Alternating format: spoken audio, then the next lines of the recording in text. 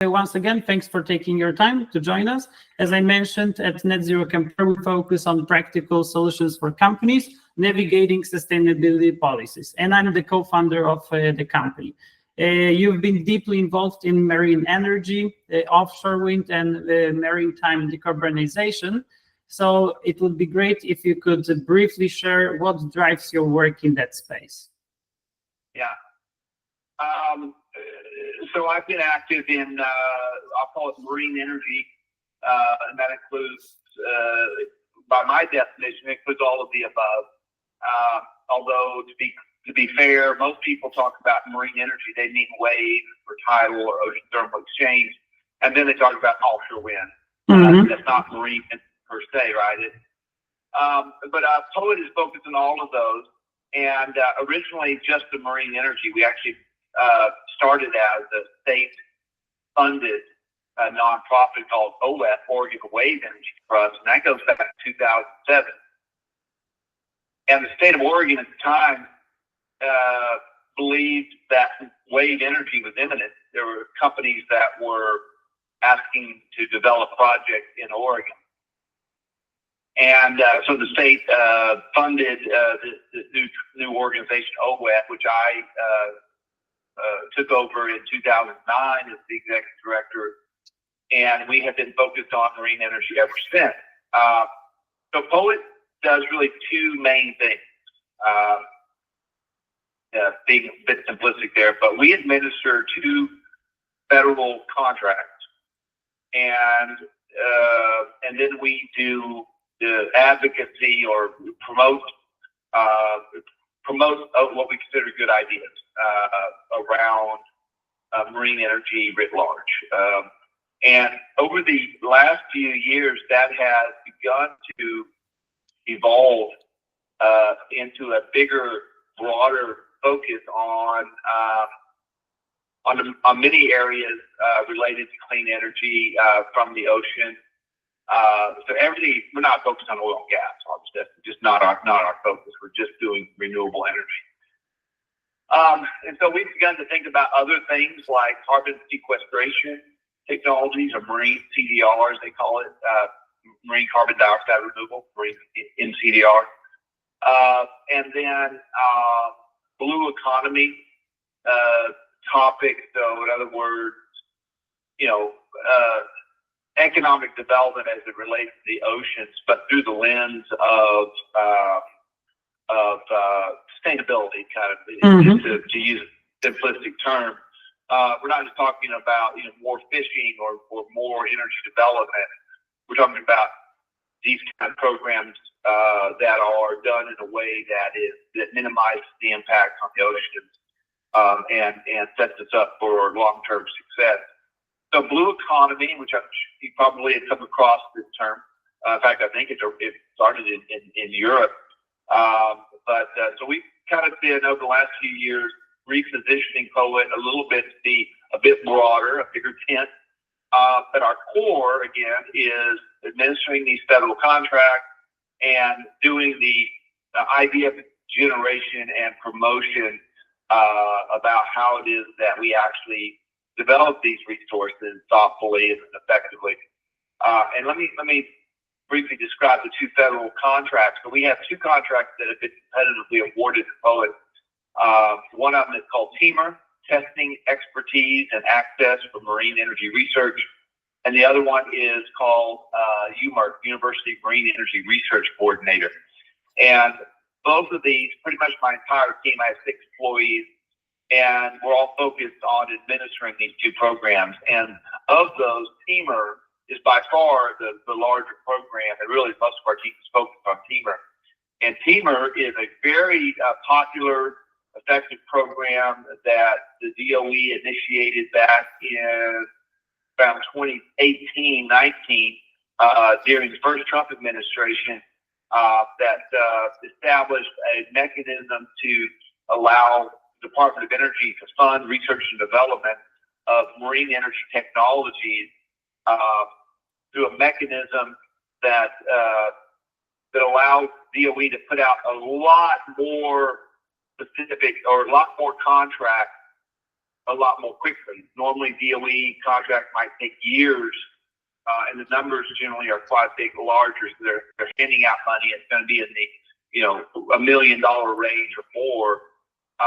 Teamer doesn't. We have a cap of $250,000, but we're able to issue many contracts within a short period of time through this one umbrella or comprehensive program called Teamer.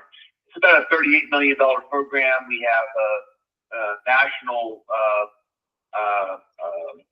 array of entities, including national labs, universities, private sector facilities that have testing, bench testing capabilities, wave testing capabilities, and then we send these companies to these national facilities all over the country, depending on where they are, what their needs are. We pair up the right lab or the right university or research center with the applicant, and the money goes directly to the lab or university or the facility, what we call Teamer facilities. So the money goes directly to the facility, not to the applicant. And this is kind of part of the structure that allows us to have several of these. So we have over 100 contracts in play right now, and we issue these on an ongoing basis about every 2 months. Anyway, that's Teamer in a nutshell, and that's our main program that Poet administers. Perfect. And you mentioned, so the government is currently the only customer. You could put it this way. Do you envisage in the future that also companies could get your help or give you some contracts? Well, now, so the government funds all of this. The Department of Energy's Water Power Technologies Office, starting in 2018-19, set up Teamer, and all the money comes from DOE Water Power Technologies Office. All the money goes to the facilities, and that includes national labs, universities, private sector. Oh, okay, also the private sector. Yeah, and then all of the applicants are private sector technology developers who are trying to advance certain aspects of their technology. So, for example, a wave energy company may take their power takeoff and say, hey, we want to test the efficiency of this gear ratio. I'm making something up. And they would take that piece and send it off to the lab. We'd agree on the scope of work, the time, and the cost, and the lab would do that work to test that component. And the company can keep doing that on an iterative basis. They can do their PBO, they can do their forecasting technology, they can test any aspect they want, up to $250,000. And so what we have are basically companies going through. They may have 2 or 3 contracts going at one time that they test different aspects of their machine in different places around the country. Okay, thank you so much for clarifying that. And in your view, what are the most viable ocean-based energy solutions today? Most viable ocean-based energy? Yeah. Well, offshore wind. Okay, so yes? I mean, offshore wind is, you're from Europe, it's a developed, commercialized technology. Wave energy, tidal energy, ocean thermal exchange are still, I would call them pre-commercial, although they are imminent. They are, there are machines in the water all over the world, and they're, on the cusp of commercial viability. But right now, wind energy is the only renewable energy that's viable in the ocean.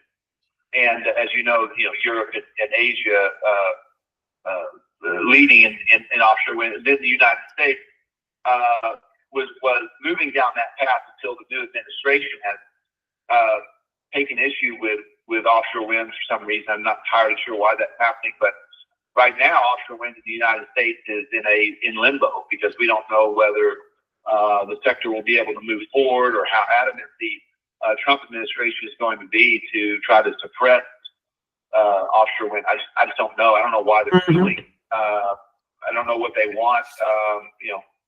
But anyway, I just don't know. I don't know what to say about it.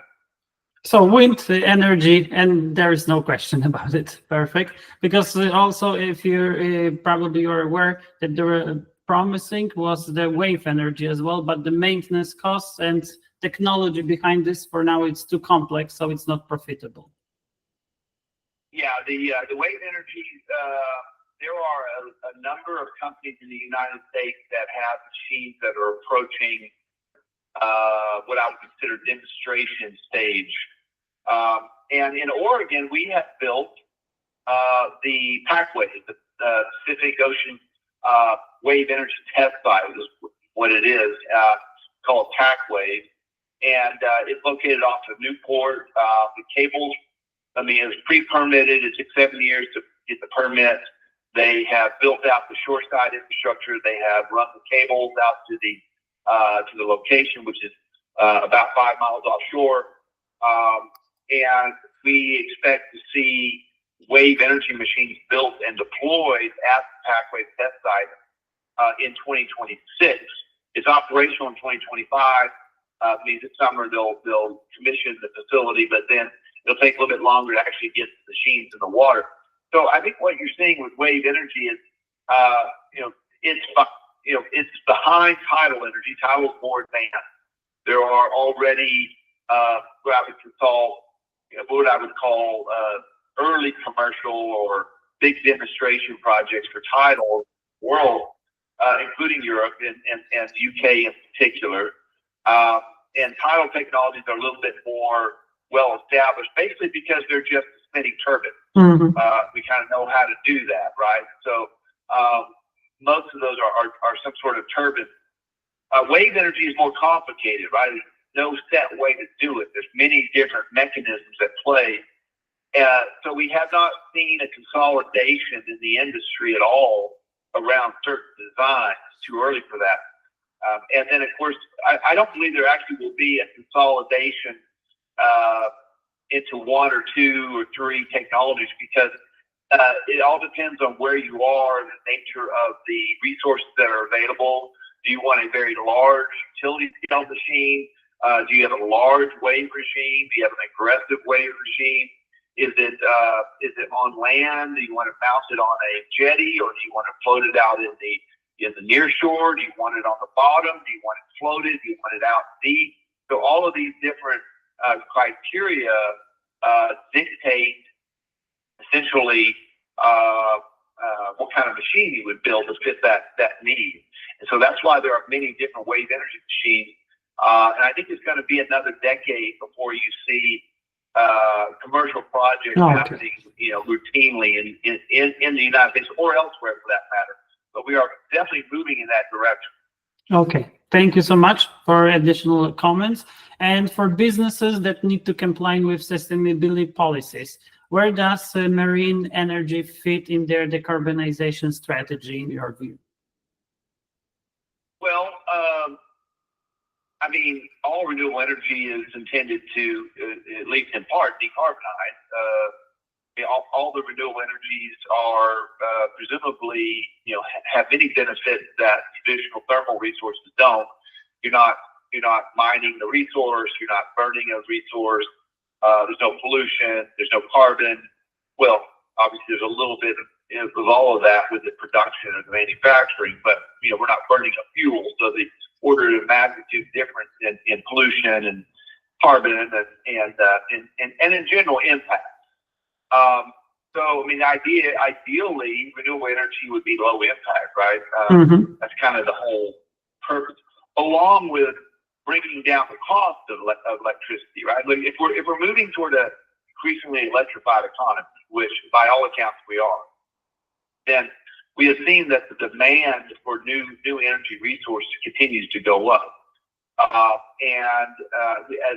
our existing grid is aging, we have old thermal resources online, whether we're talking about coal, old hydro, old nuclear. And so as that whole grid and transmission lines, as that whole grid is aging, and we're in the process of redesigning and building what's new grid. I call it grid 2.0. Our grandparents or great grandparents built grid 2.1.0. Now we're building something to replace that effectively. And it's not going to be. We're not going to build coal plants anymore. Probably a lot of gas. No more hydro to speak of. Nuclear, maybe. maybe, who knows? The small modular reactors, the SMR technologies, a lot of folks are talking about that. And of course, there's always fusion on the horizon. And so the renewables, the wind, the solar, batteries, wave energy, marine energy, geothermal, these are the existing technologies we have. And of course, the beauty of that is that they have zero marginal cost for the next megawatt of generation because you have no fuel costs to speak of. Mm-hmm. And so I think that the marine energy, plays more. Obviously, it will have decarbonizing effect because it's renewable. I think marine energy is more interesting for other reasons. Specifically, I would say building or creating or improving grid resilience in areas that are isolated. So Oregon's a good example. Even though we're a big state, we have the existing transmission infrastructure. Our communities out on the coast, especially further south, they're a very long way away from generation. They have generation happening in eastern Oregon and Montana, Wyoming, Idaho, and all of it's heading from east to west, coming into the Portland region, and then it's heading out, down, and then across the mountain range out to the coast, where, as we say, those folks are at the end of a very long extension cord. And so the quality of the power there and the reliability is not so good. And with increasing forest fires, ice storms, other natural disasters that are affecting our grid, I think having generation out there on the western side of the grid, right off their shores, within a mile or two, you could have a few megawatts of generation, and that generation would be adequate to power those small communities. So I kind of see wave energy as a little bit of a niche market. I don't anticipate seeing great big, utility scale arrays of hundreds of marine energy devices or wave energy. I see 2 or 3. It produces 2 megawatts of power and functions like base load because the waves are always moving to a certain extent. So there's always a little bit of generation. And if you combine that with batteries, these small communities out on the coast could be energy independent. They could be energy resilient. They can even own and operate the wave energy farms. They could, save themselves money and not be so dependent upon the transmission system and the generation that's happening, sometimes 1,000 miles away. So that vision of locally generated power, I think is an important one that increasingly POET has been talking about. Yes, we care about the environment. Yes, we want to see clean energy happening. But there's other values for energy generation that kind of get lost. And that's, place-based value, where it's generated, and what kind of value that brings, whether it's geographic diversity, whether it's generation diversity. So you've got, solar during the day, wind at night, got wave energy as a winter peaking resource. Oregon is a winter peaking state. In other words, we use our maximum amount of electricity we use in the winter because of electric heating. So we need more power in the winter than we do in the summer. All other states except Washington, Oregon, Alaska, as far as I know, are summer peaking. And so, the same in Europe, Northern Europe. Yeah, exactly. So I think, the wave energy, tidal energy has value above and beyond the environmental attributes. Okay, thank you very much for the insight. And from your perspective, as you know, many companies are under pressure to decarbonize at the moment. What's the most practical step they could take today? Electrify the process. Okay, as simple as that. Yeah, if you have, look, the grid is increasingly clean. By clean, I mean, non-thermal resources. So Oregon, for example, still has about 38% of its generation comes from fossil fuels, mostly coal and gas. And but we have a goal as a state to remove those resources over the next 15, 20 years, so that we are approaching an all renewable based energy generation profile. And as we do that, using electricity from the grid is efficient and is increasingly clean energy. So I do think electrification of company processes is key. So you're seeing, for example, companies like Amazon driving around now with electric trucks. This is kind of a no-brainer, right? They're saving money. They're using less fossil fuels. They reduce their carbon footprint. People like it, and they're cleaner, they're quieter, and it saves the company money. So those are the kind of things that are no-brainers. The harder part of this, depending on what kind of company you have potentially manufacturing that's heat-based. In other words, you need to normally be burning some sort of fuel to keep your processes. And then concrete, of course, another area where it's hard to decarbonize those kind of practices. So you're looking at how to do that. And then there's the tier 2. I'm not sure what language people use. Tier 2 or tier 3. Oh, scope 1, 2, and 3. Yeah. So you've got suppliers, right? You can't account for your suppliers, exactly. Although you can try to do that. And so I think that that's an area where a lot of companies may feel like, well, I don't have a very large carbon footprint. I'm all electric. But, where are your resources coming from? And are they electric based? Are they paying attention to their carbon production or impact? Along with other potential, I don't want to just focus on carbon. Carbon is important. It's primary greenhouse gas that folks are worried about. But there are other practices and forms of pollution out there that matter as well. So it's not just about carbon. Pollution in general as well as pollution. Right? Toxic waste. Trying to figure out ways to reduce pollution. So I think the answer to your question, first and foremost, is electrifying their processes and then paying attention to their supply chain and knowing what the carbon footprint of their downstream or upstream providers is. Got it. I understand. And the last question from my end, where can our audience learn more about POET's initiative or get involved? Well, POET is a fairly unique entity. We don't have, we don't push membership. We have membership, but we don't push it. We don't answer to a membership. We answer to a small board. And again, we focus on administering these federal contracts. So that's the majority of the work that we do. So in order to learn more about POET, obviously the website has some resources. I'm always available to talk. And we have events throughout the year. We do the annual Ocean Renewable Energy Conference, which is our big event. We bring together a wide range of participants and speakers to the OREC conference, which is in May this year, May 18th and 19th, maybe.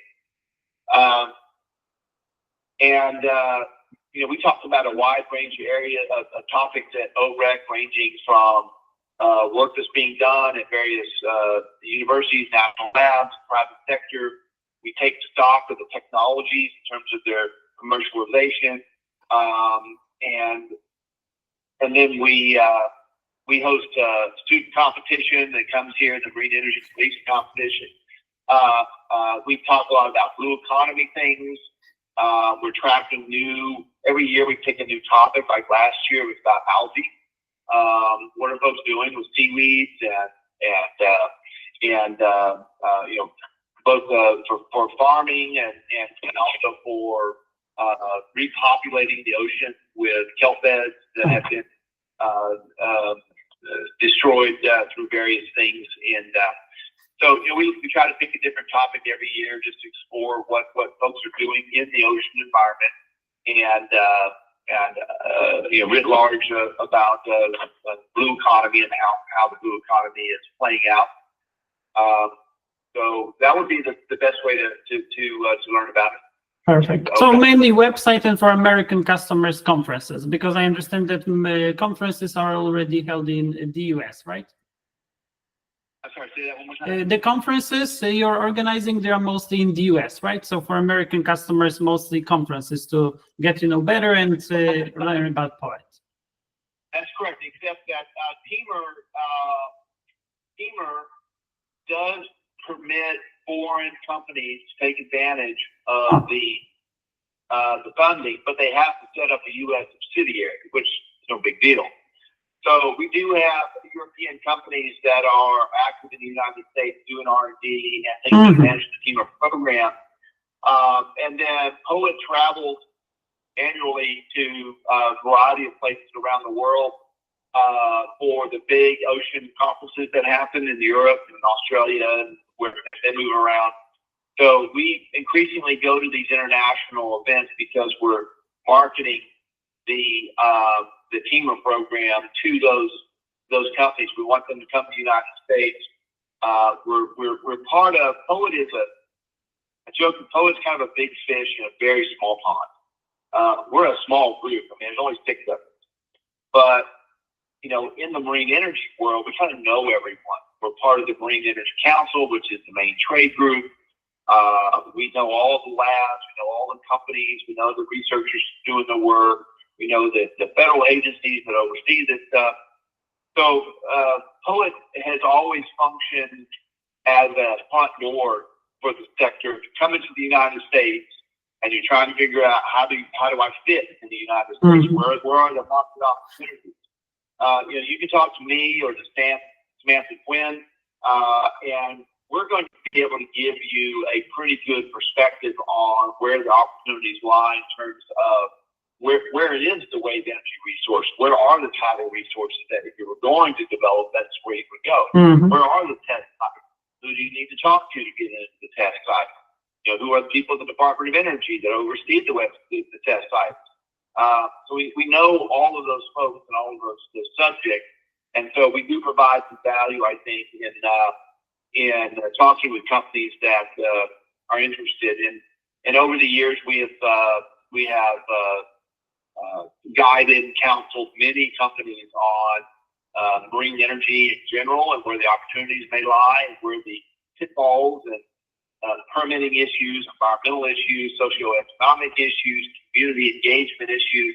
We have that perspective, and we're happy to share that with folks. And occasionally we contract with companies to provide some services. We often get written into other contracts that other bigger players like, say, American Bureau of Shipping, ABS, might go after a marine energy grant or contract, and they'll use us as part of that application. So we're often have several different contracts operating at any one time that allow us to help them those subjects and also stay abreast of what's happening. So anyway, that's all in a nutshell. Essentially, you'll act as a bridge for that companies between the government, research facilities, labs, and so on and so forth. So the people. I think that's a great metaphor. We are a bridge. We try to be helpful. We don't hide our information. I don't get paid by membership or this specific company. I talk to everyone, and yes, we've noticed. And share my information widely. We're just here to be helpful, and we want to see people succeed. I mean, I see marine energy as a clear opportunity. It's new technology. It's clean. It could add real value to the grid. There's economic development, aspects where people build big things out of machinery. That's important. And I think it's contributing to building the grid. And again, as I say, Grid 2.0, that we're going to get to our children and that they'll inherit for the next 100 years. And we want to build a good one that's clean as possible and reliable and cheap. I think that ultimately we need to be thinking about having cheaper energy resources that are prevalent, readily available. As I say, I like to move from a mindset of scarcity, which has always dominated our thinking around fossil fuels. Who's got it? Who doesn't have? Who wants it? Who's trying to take it? A scarcity mindset to one of abundance. When next megawatt of electricity is literally, approaching 0 cents. This is the world we want to live in. Yes. Right? This is definitely free energy. Once you make the significant capital investment of building facilities, it's approaching a zero marginal cost for the next megawatt hour of generation. So I think this is a vision that folks can get around, politically, regardless of political persuasion. We know that everyone seems to like renewable energy, and wave energy seems fairly popular.